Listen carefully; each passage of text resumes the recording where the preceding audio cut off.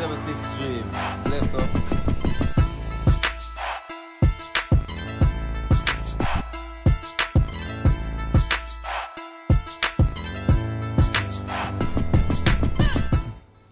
So for the first time in the tournament's history, an African team has defeated Brazil at the greatest show on earth. Cameroon's first victory at the major showpiece in 2 decades. All of this and more in this, now streaming Qatar.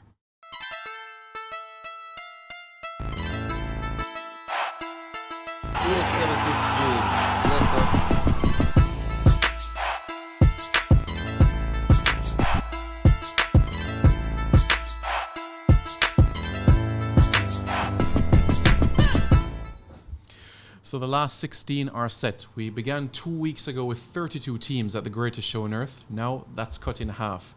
And come Saturday morning, it will be down to business as the teams will start to drop out like flies in this competition. The knockout begins, but many to discuss as it relates to the performances of teams today. The Portuguese giants, both of them losing today.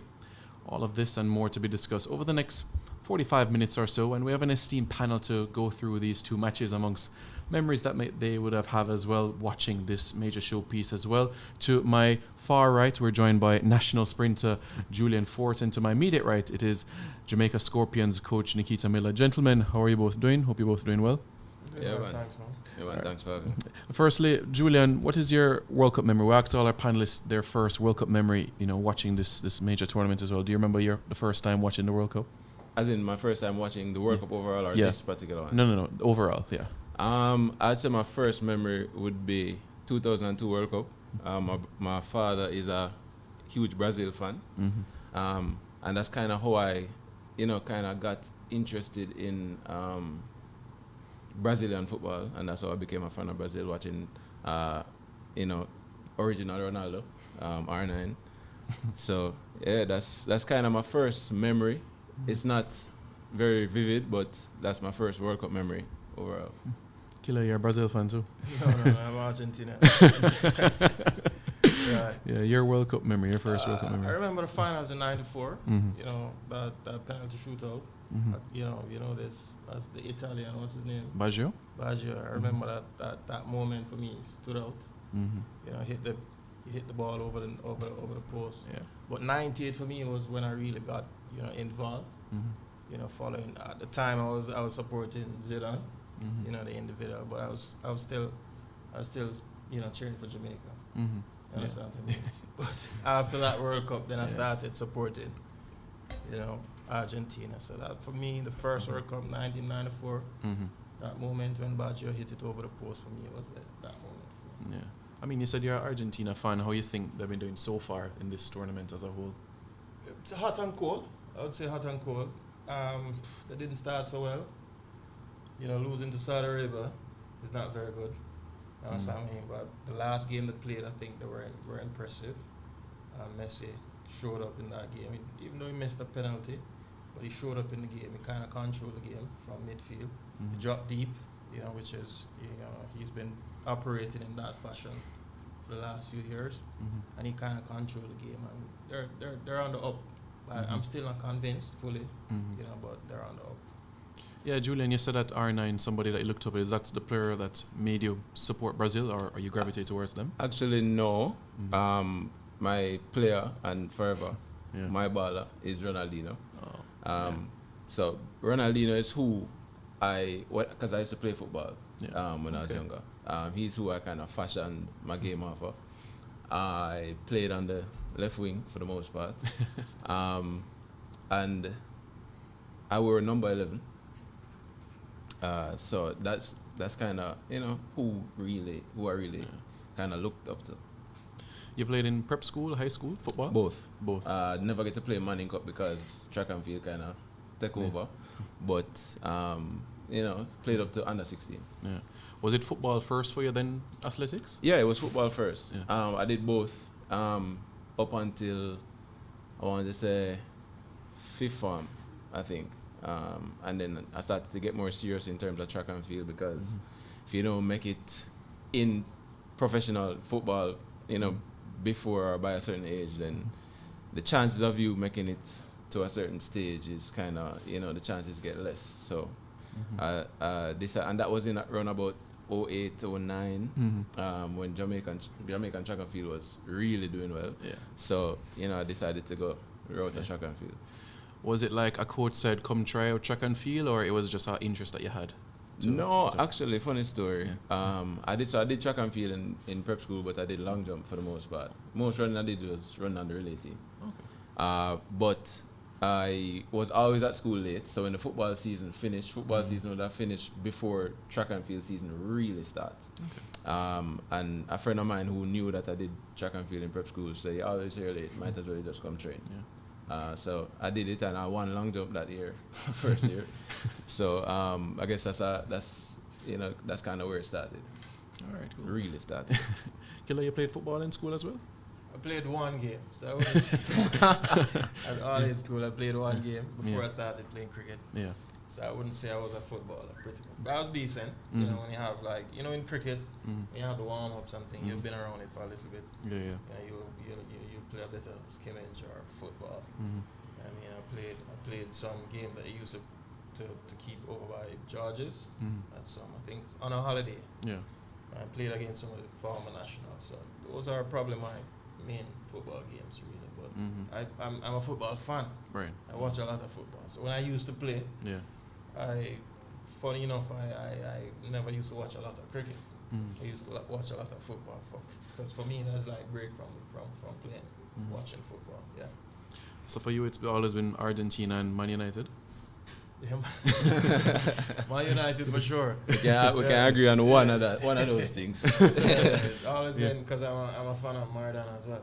Oh, okay. Yeah, but I've always researched and watched a lot of Brazil's team. I know a lot about Brazil. Yeah. But I'm an Argentina fan. Okay.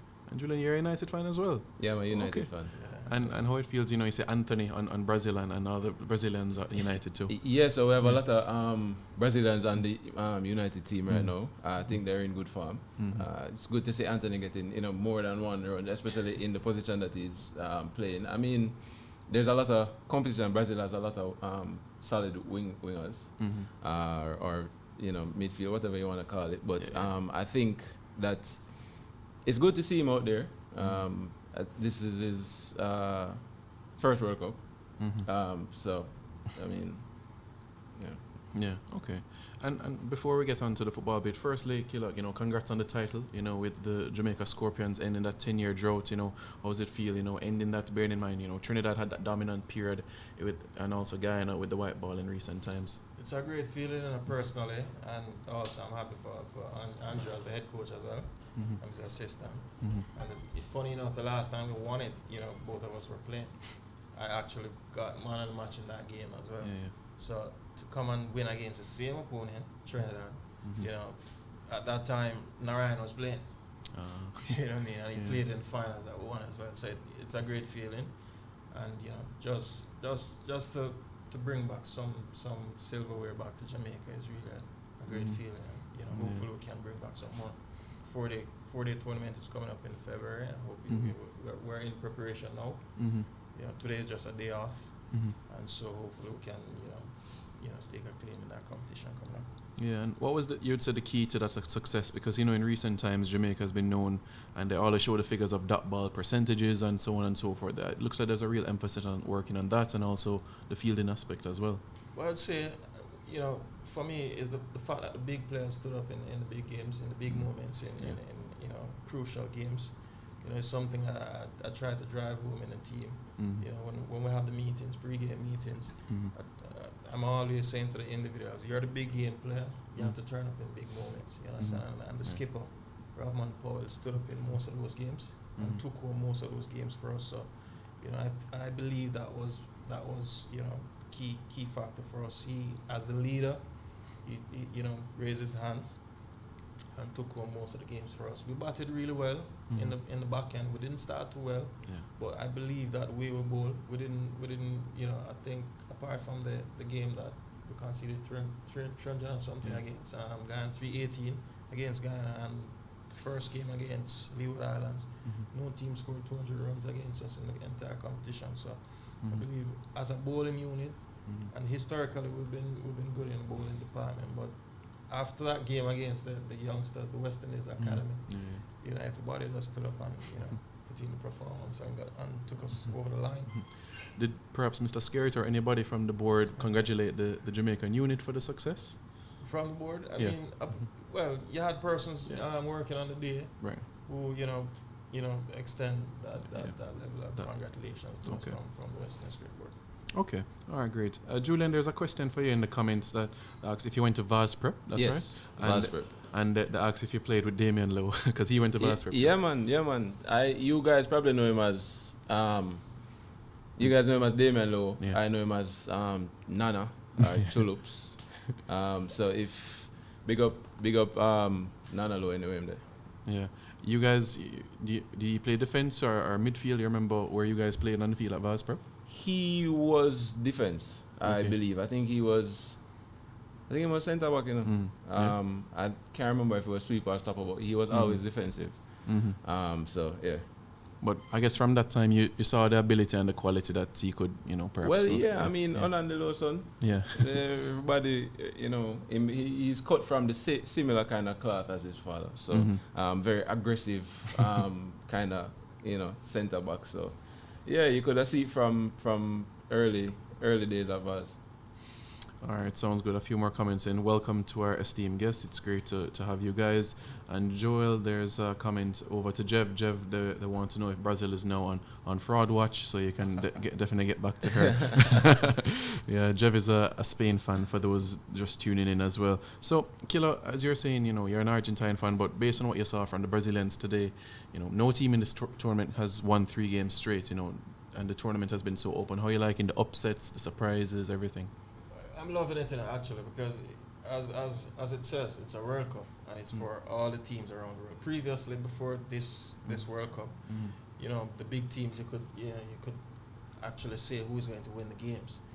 Apart from 1 or 2 upsets here and there, but this one it just seems as if the quality has improved around the world. Yeah. When you look at the so-called minnows or the smaller teams, they're kind of catching up to the big or so-called big teams, and I'm really loving it. When you look at Brazil historically is a very good World Cup team, but they're solid at the back and in the middle. They're just finding it a little bit difficult to score a lot of goals. But in tournaments, if you can keep things tight as a team and you have the experience of winning, that's what you're looking for as a team. So I'm not too worried about. I'm sure Brazil fans, will want to see more flair, that samba sort of style. Right.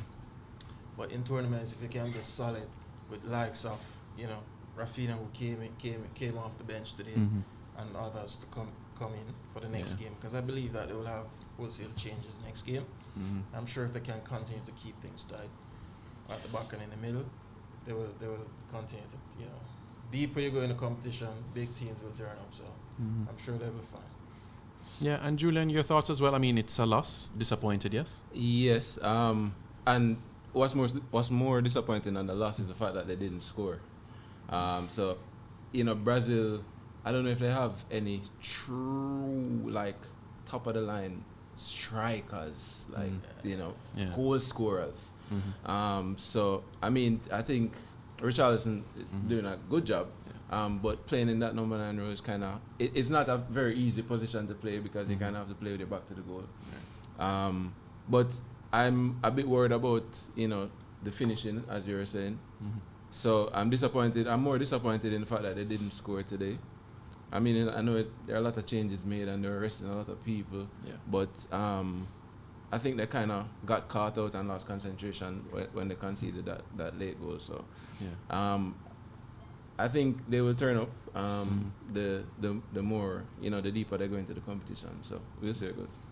And from a United perspective, your thoughts about Anthony, who joined the club recently and now a Brazilian international as well? Well, I think Anthony scored on his debut, right? That's right. Yeah, I think from the moment he got there, there's a lot of hype. There's some hype around him going to United for sure. And he came up, turned up in his debut, and I think he's a very, he really only have a left foot, based on what I'm seeing, but I think he is a good. He can almost create opportunities out of nothing, cutting in from the right side. So I'm looking for more from him. And there are a lot of other Brazilians in the team. We have a solid Argentinian in defense as well. But I'm looking for great things through the connection, and hopefully we can look to the brighter side of the table for the rest of the league. Yeah. And Killer Casemiro, he joined quite recently as well. Brazilian, I know Argentine fan, but he's certainly been a rock at United's perspective. Listen, he's world class. He came in, when he came to United, he was on the bench. I was kind of, like, what's this? You buy a player like Casemiro coming from, Real Madrid, 5 Champions League, and he's on the bench. But, when you come to a new club, sometimes you have to start over. But the minute he came in, apart from probably a couple of cameos off the bench where he was a bit shaky after, when he started games, when he started from the beginning, he looked really solid, and he's the difference. He has been the difference for our middle. Nobody know when you come up against Manchester United. Previously it was Mark Fred. Yeah. They get a lot of stick. You know what I mean? But when you're coming up against Manchester United with Casemiro in there, there's a whole lot of, that's a different game. So he has made a massive difference to our middle, and he's a big part of Brazil's middle as well. Yeah. It's played a big part. And Julian, if you ask any United fan, they would be split down the middle for the opinion of Fred. People see his value, and some would say it's time to go. Yeah. And I can understand it. Yeah. Sometimes Fred on the field looks like he doesn't have any real direction, and then sometimes he comes in and makes a difference, because Fred is a player that will run. He's very he's fit, and he'll keep running, so he'll make a difference in that way. But sometimes I think you kind of struggle to see the value. But I mean, just some players are hot and cold, and some players are very consistent. So I think that's just the deal with Fred. Yeah. And your thoughts as well? Yeah, before you move on, in regards to Fred, I believe that the reason why he got so much stick is because we had him as our main player. Yeah. He's, to me, a squad player. Somebody who can come on and because he has legs, can run around a bit. You need to shore up things in a game that you're leading, or you need somebody to run around and get in some Europa League. You understand? So, but I believe he's when he plays for Brazil, like beside Casemiro, he's pretty good. You know what I mean? It starts a lot of games for Brazil, and so he's to me a squad player. Because he was starting so many games for Manchester. Yeah, that's why he got so much. So I think maybe we're looking for a little bit too much from Fred. I think so. Understandable. And as United fans, I would love your opinion on it. We have a position where it's free now. We need a number 9, and I just want to know if you guys saw a player that you would say, I would love to see him at United, based on what you're seeing at the World Cup so far.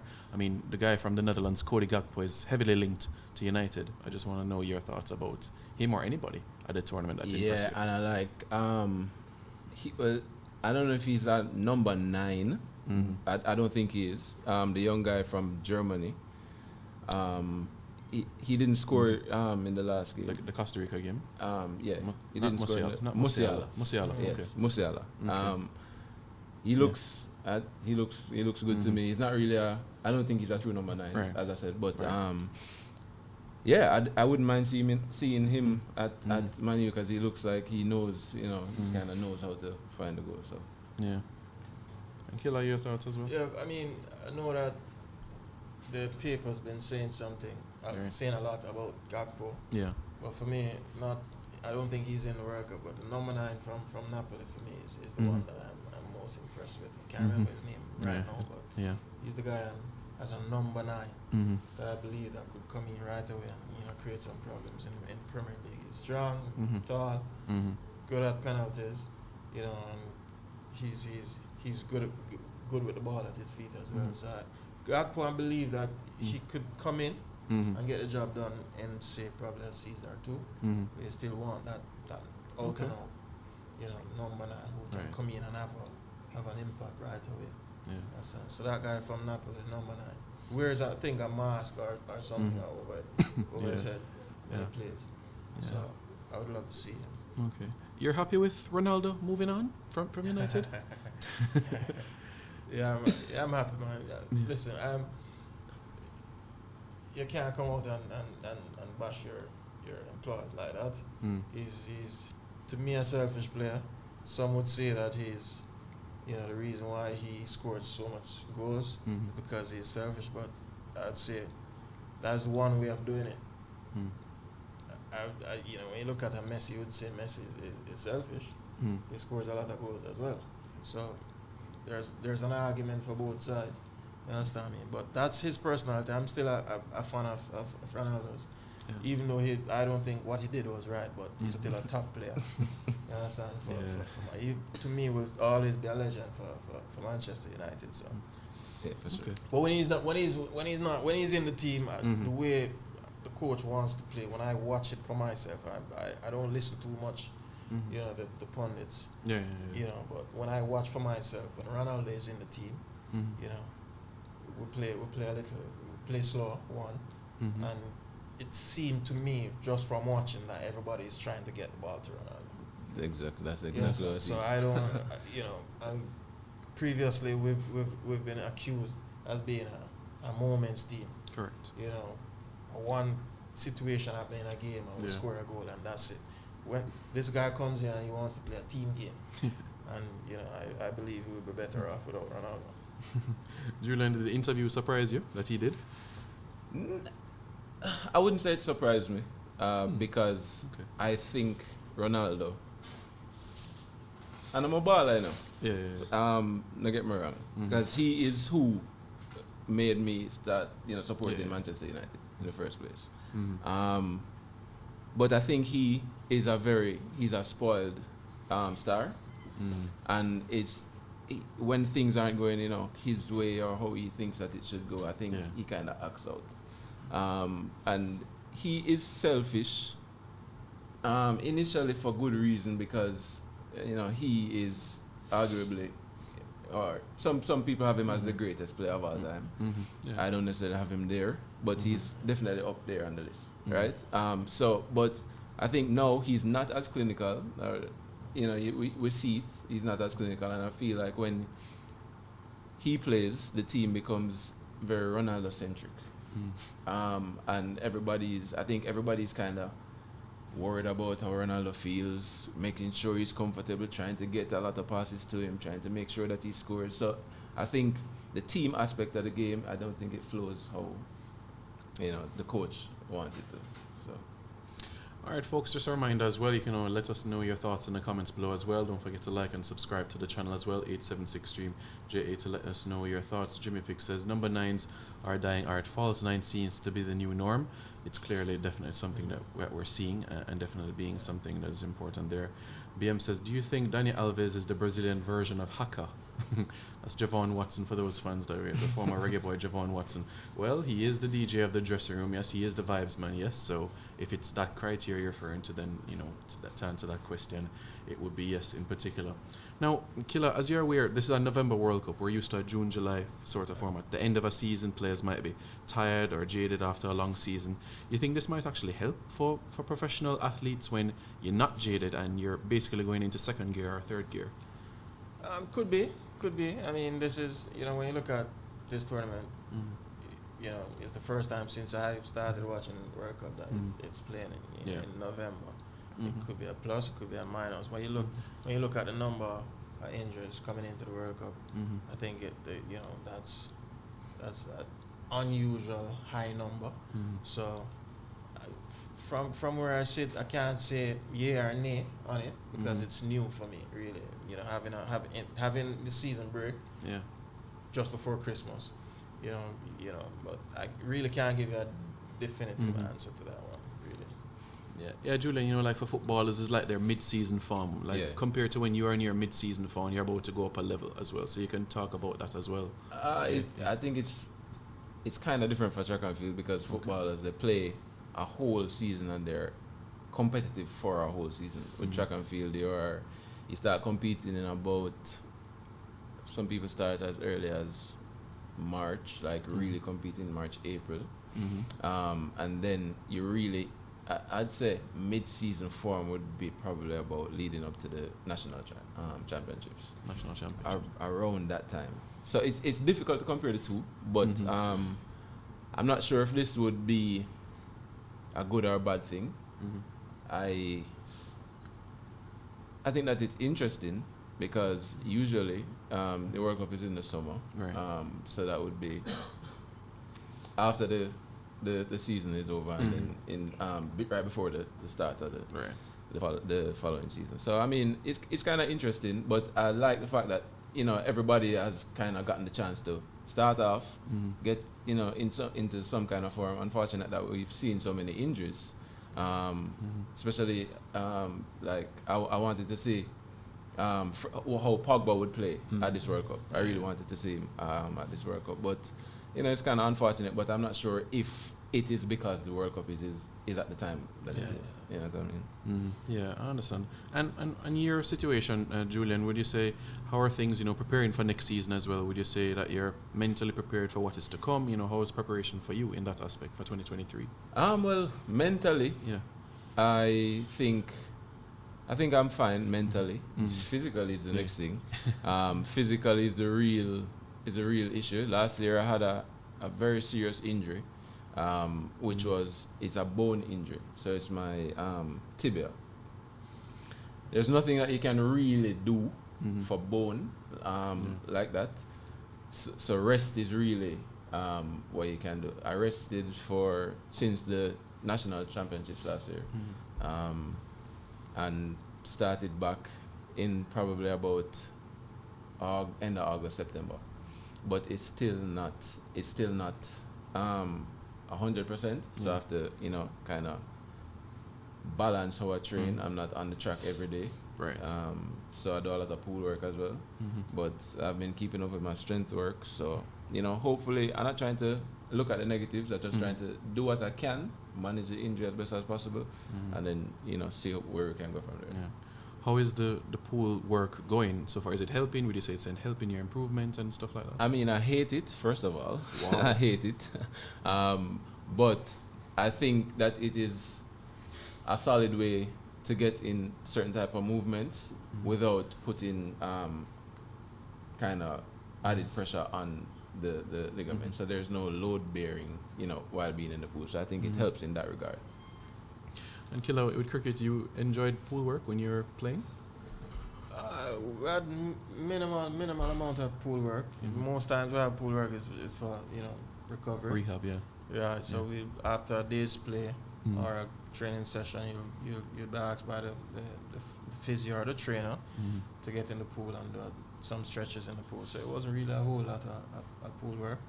Today though. Today we had a session today at UA with the team, physio and the trainer. They did some running by the ball, and then they had probably about 30 minutes or so pool session afterwards, where they went through extensive exercises in the water. So, in the modern game, it is something that is Question. Yeah. In terms of like the fitness aspect of cricket, how much of that do you do, or is it more so technical work? Right. So as I mentioned, in the modern game, fitness is very important because of the workload. There's a lot of cricket playing now, so the emphasis is they place a lot of emphasis on getting fit. Right. There's a lot there. You do a lot more technical work because cricket is a technical sport. Yeah. So you're going to do more technical work than physical work, but you try to set aside a time to make sure that you top up in terms of physical fitness work, so that when you're at a particular level, that can take you to a season. But you definitely do more technical work than physical. Yeah. All right, let's have a look at the graphic in relation to the round of 16. As we know, the group stages of the tournament are now completely over, 48 matches down. So we've completed 75% of the competition, so we still have some matches to go through. These are the fixtures to keep a very, very close eye on, as there's 8 European teams left in the competition, 2 from South America, 2 from Africa, 3 from Asia, and 1 from CONCACAF. Starting on Saturday, tomorrow, the Netherlands will face the United States, and Argentina, which is Killa's team, will play Australia at 2 o'clock.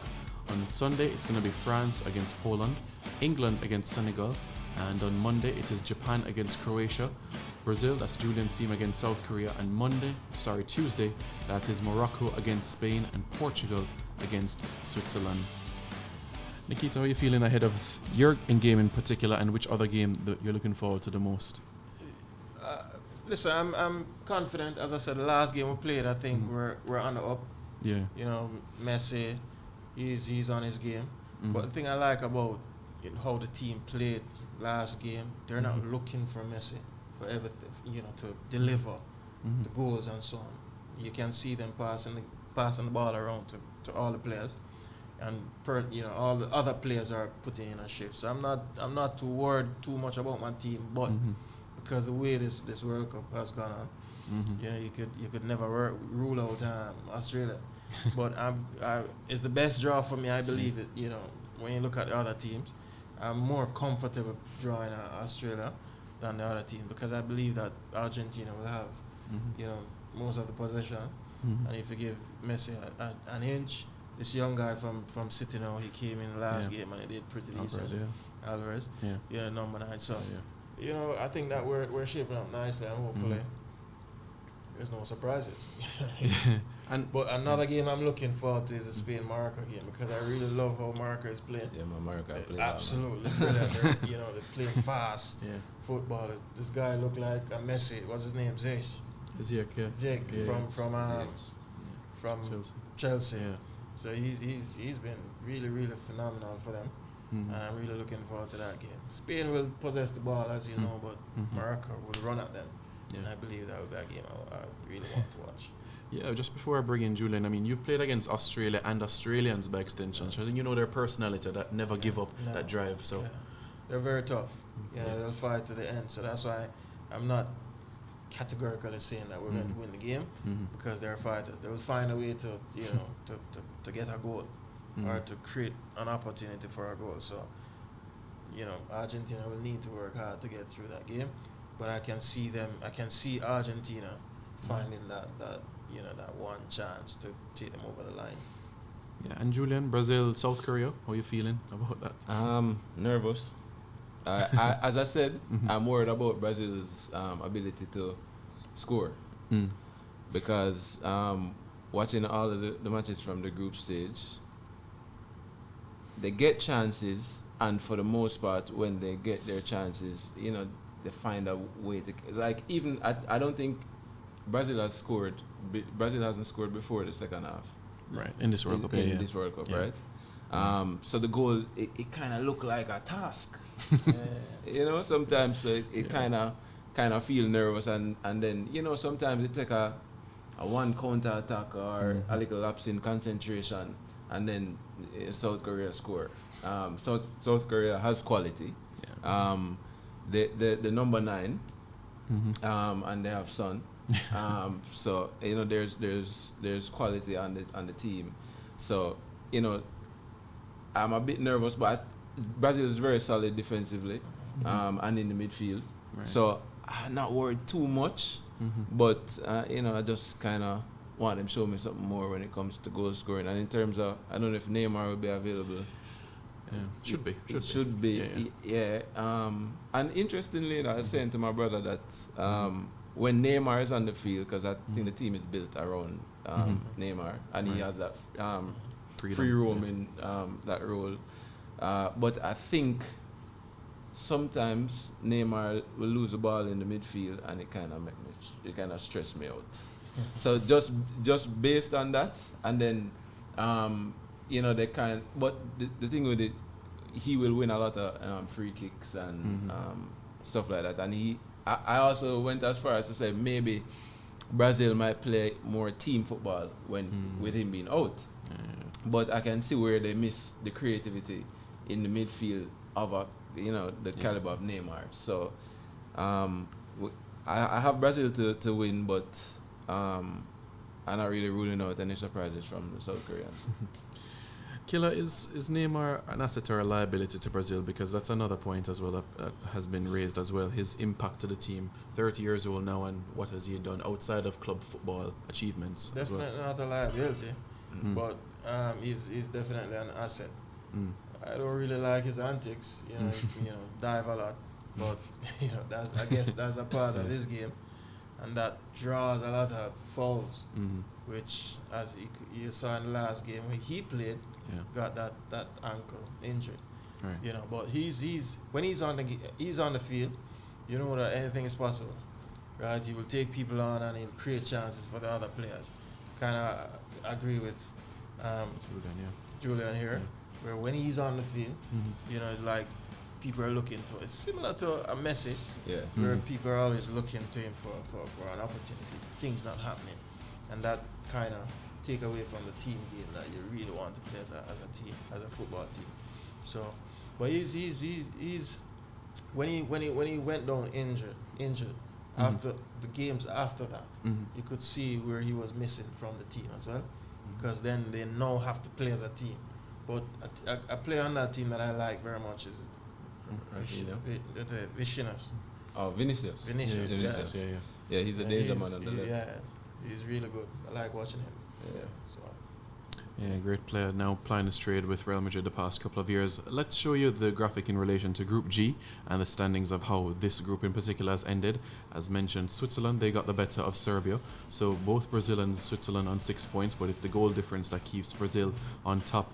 If Switzerland had scored another goal or Cameroon had scored another goal, it would have meant that Brazil would have played Portugal in the round of 16. What an enticing test that would have been, and Switzerland would have gone on to play South Korea. But it's Brazil that are on top, and they are through. They advance with Switzerland. Cameroon with 4 points. That was their first win at a World Cup since 2002, when they defeated Saudi Arabia by a goal to nil. Samuel Eto'o scoring on that occasion, and Serbia ending the group stages of the tournament with 1 point.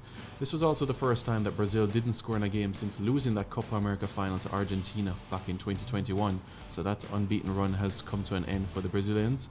Yes, many people will say they made the 9 changes, and they'll be looking towards that next encounter in the round of 16. So big days ahead on Saturday, Sunday, Monday and Tuesday in particular. This is the business end, you could say, of the competition.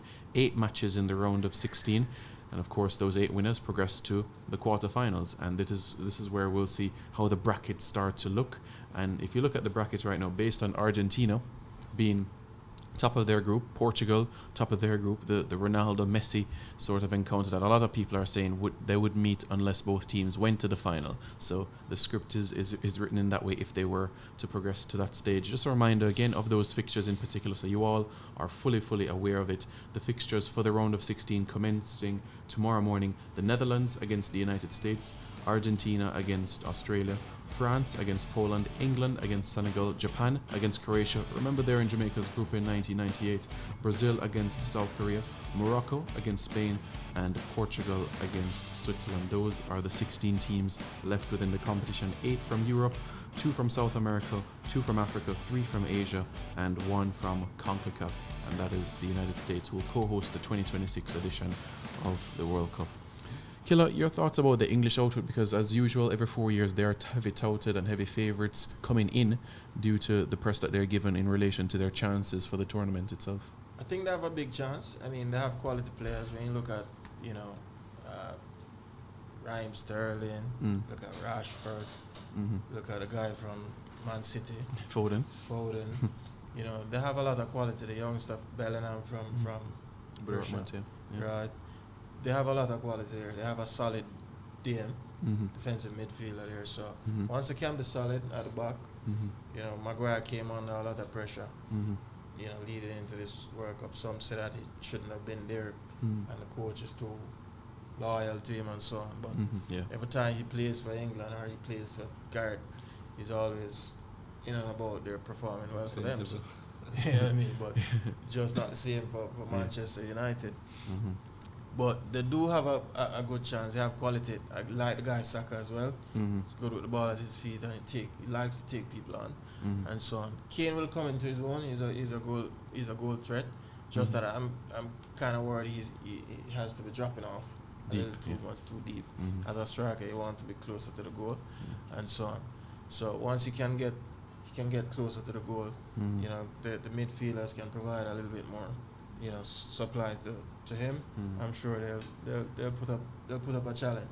But to me it is a big chance for them to go deep in the tournament. And so if they don't, they'll come under severe pressure because of the quality of players they have in their ranks. And Julian, you can understand as well because they were second at the Euros as well. They went to the semis last World Cup, so you can understand why they can And they always, England has always, they have a rich history, obviously, in football, and they always have great players. So I think that is where a lot of the pressure comes from. As you look at the big names, Foden, Bellingham, Saka, Sterling, Rashford. Grealish. They have a lot of solid players that play for the top clubs in the EPL. So there's a high expectation from them, from the English supporters, and the English press is very tough, to say the least. So I remember when they lost. And they were coming down on Saka and Rashford and Sancho. And Sancho is not there this time. Yeah. So imagine that. Somebody, I don't think Sancho is in type of form to be there. But, just a player of Sancho's caliber and he's not in the English team just kind of shows you, how much of a embarrassment of riches that England has. So, but, I'd like to see, just for their sake, I'd like to see them, go deeper than last year. They went to the semi-final, last World Cup, They went to the semi-finals in the last World Cup. But I think the press puts a lot of pressure on them, and it kind of translates into the game. So, we'll see what England can do moving forward. Yeah, and Killer, as you mentioned about Maguire, have you ever had a situation where, you have a player as a coach and they might not be getting the wickets or the runs, but you put your full trust and faith in them and the form eventually comes over time? Yeah, you had a situation even last tournament that we played. We had a batsman in the middle. He was, lacking in confidence, not scoring the runs. But everybody in the group knows that he has the talent, right? But he was just lacking in confidence. And there was a situation where we're leading in a game. We're leading into a game. We had a pre-game meeting. So what normally happens, the coach, the assistant coach, and the captain would have a meeting before the main meeting.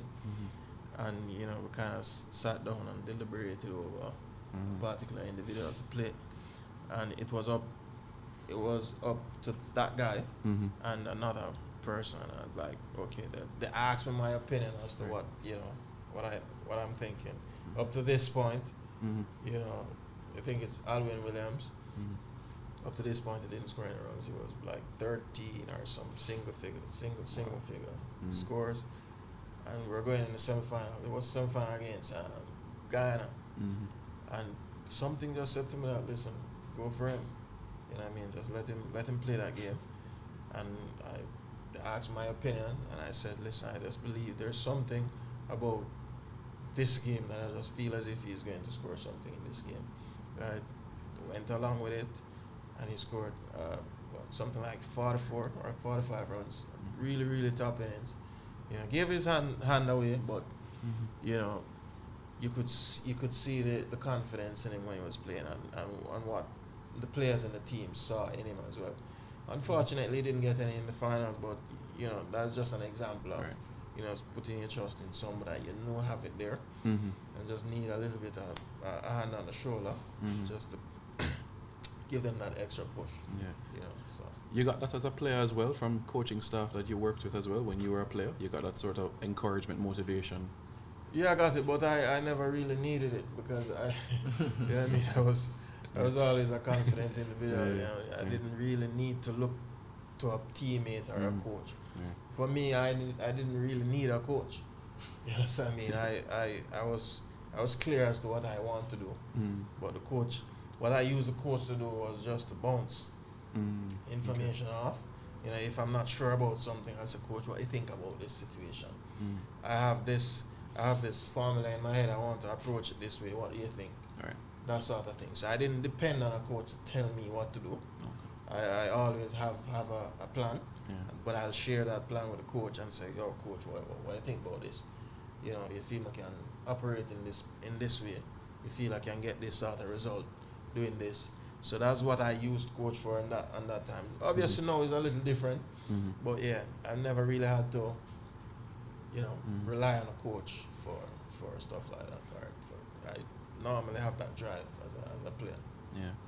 And Julian, when you have challenging moments, you know, what helps you get through those times? Is it family? Is it working and training hard, being in the gym? What helps you go through those challenging times? I don't think there's any one particular thing, but family and my close friends.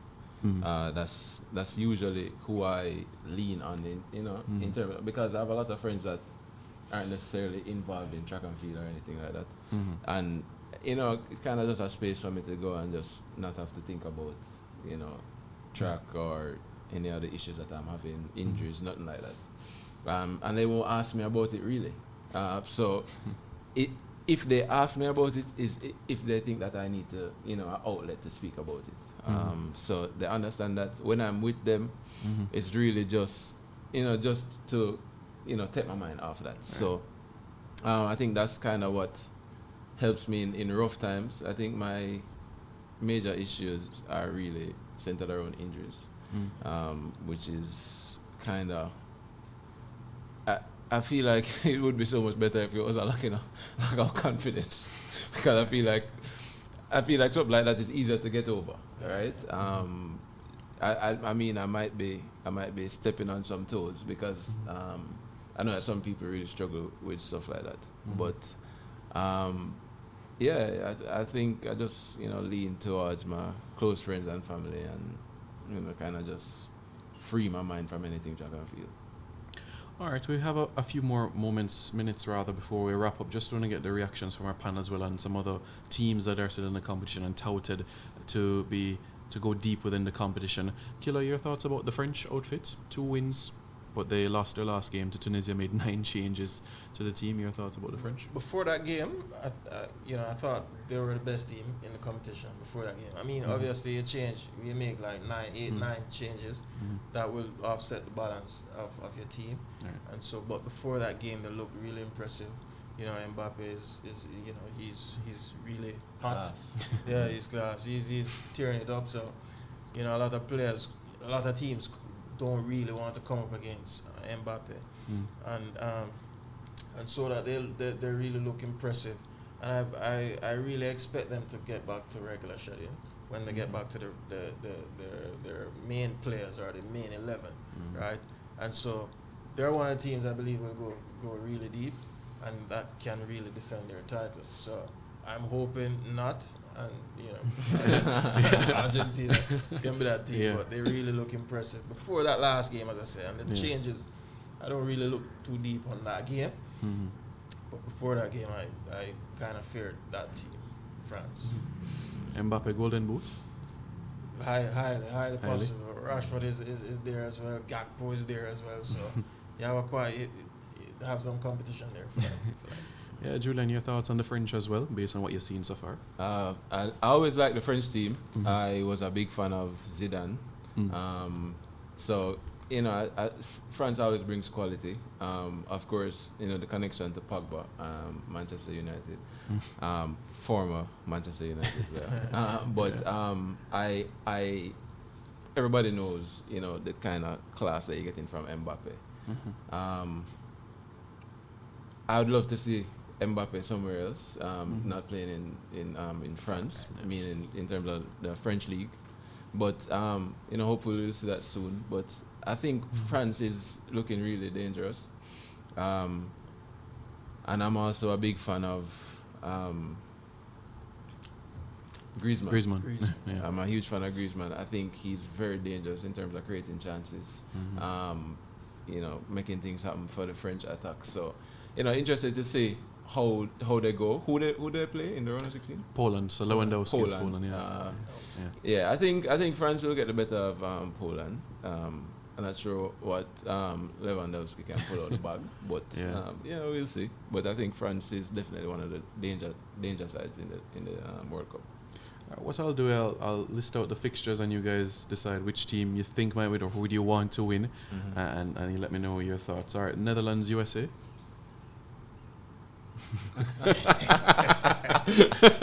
I want USA to win that game, but I think, I want USA. CONCACAF, okay. I want USA to win that game, but I think Netherlands will be strong. But I'm rooting for USA for that game. And same for you. Maybe it's like a bad mind, but I don't want USA. I feel like every time I get to say semi or finals in like the Gold Cup, end up losing to USA or Mexico. But I think they have a solid team, and I really like McKinney. Really good player. And of course, you know, they have talent. But I think Netherlands. I think I'm going Netherlands. All right, Argentina, Australia. We know what you have to say. Man. Argentina all the way. Yeah, man. Sorry. Go ahead. Yeah, no, I don't think Australia can beat Argentina. Yeah. All right, we looked at France, Poland already. England, Senegal. I'm going for England. I want England to go a little deeper in this tournament. Yeah, I mean, they have the players. Raheem is there as a Jamaica or half Jamaican. Born here, full Jamaican. Born here, right. So I would really love for them to, go deep in the tournament. So I'm rooting for England in that. And same for you. Have England. Yeah, have England as well. Yeah. Tricky one, Japan, Croatia. Japan defeated the Spanish outfit. Croatia still with that age in midfield. Modric, 37, thereabouts. Perisic, mid 30s. Brozovic, 30. Dejan Lovren, mid-30s as well. And Japan defeated Germany and Spain. Croatia have the quality, you see. You have Luka is a general. When he's in the middle, he's on the ball, he's real quality. Super talented footballer. He's 37, same as Ronaldo. I think he's playing at a higher level than Ronaldo at this moment. But he's a quality player. Yeah. And so it will be very difficult for the Japan team to overrun them. But I believe that I'm going with Japan. Okay. For the mere fact that they got rid of they got rid of Germany. Right. And they beat Spain. So I'm going for Japan for this one. Okay. Upset. Japan upset. All right. I'm right there, and I wouldn't necessarily call it an upset either. Oh, fair. I think, as you said, Croatia has a much, older. They have an aging team. They're not nearly as clinical as they were in the last World Cup. They were really good. I mean, Luka was playing at such a high level in the last World Cup. So, and I think Japan plays team football, and they also are very fit. And I think they have the confidence going forward. I think they had it from the start of the competition. Right. But I think they kind of are cemented in their confidence now, seeing that they beat Germany, they beat Spain. Japan topped the group, right? Right. Yes. So I think that's confirmation for them that they can go further. So I think I have Japan winning that one. All right. We spoke about the Brazil-South Korea encounter a little bit earlier. Morocco-Spain, another tricky one. Morocco topped their group. I'm going for Morocco. I just like the way they play, and I'm looking for that bit of excitement to go deep in the tournament. So I'm going for Morocco for this one. I like the way they play. They play fast, attacking football, direct. And I'm rooting for them in this one. They'll create some problems for Spain for sure. Tough one. I don't know who to pick in that one, but I want to pick Spain. You want to? Okay. Yeah, Spain is Jordan's team, my brother. Yeah. So I want, and I really like the young guys in the midfield that they have, Gavi and Pedri. Remind me of like a young Iniesta and Xavi. So, but I think they might be too young. They're like 18, 19? Both of them. Yeah. So I mean, that might. I've seen in the match against Germany, they got neutralized in the midfield. Right. I think the size of the Germans also kind of made them a little bit uncomfortable. But I really like those two players, and for that reason and the fact that it's my brother's team, I'd like to see them winning that encounter. All right, and last but not least, Portugal and Switzerland. I'm cheering against Portugal. Against them? I'm cheering for Switzerland, but I know I believe Portugal will have the better of them. Bruno is Fernandes. on form. Bruno is on form. Yeah. And you can never count out Ronaldo. You give him the service, he will find a goal. If you give Even if deep it. Even you touch him in the box and fall down and just score a penalty. Yeah. So you can never rule them out. They have quality. Yeah. I know they'll get better of Switzerland, but I'm cheering against Portugal. Yeah. Bruno Fernandes. Yeah. I'm going with Portugal just for the fact that Bruno is there. Cristiano is on his way out of Manchester United, or is officially out of Manchester United. But Cristiano's still my baller. Yeah. I want to see him go deep. You have so much different ballers in the World Cup that I like their play, and I think this is. Barring anything crazy, this is going to be Cristiano's last World Cup, right? Yeah. So I'd like to see him, get a little further into the World Cup, maybe semi-finals, maybe. But I'd like to see him at least reach the quarters. All right, sounds good. Interesting insight. So we had Julian Fort and Nikita Miller. Thank you very much, gentlemen, for being here. Really, really appreciate it. Thank you for being on the panel, folks. Thank you for tuning in as well. Join us again tomorrow morning at 9 o'clock where we have the pre-game show for the Netherlands against the United States encounter, the first round of 16 game of the tournament. Thank you all for tuning in. Don't forget to like, share and subscribe to the channel. Until tomorrow morning, take care, have a pleasant weekend, and join us again 9 a.m. tomorrow morning. 876 stream. Left up.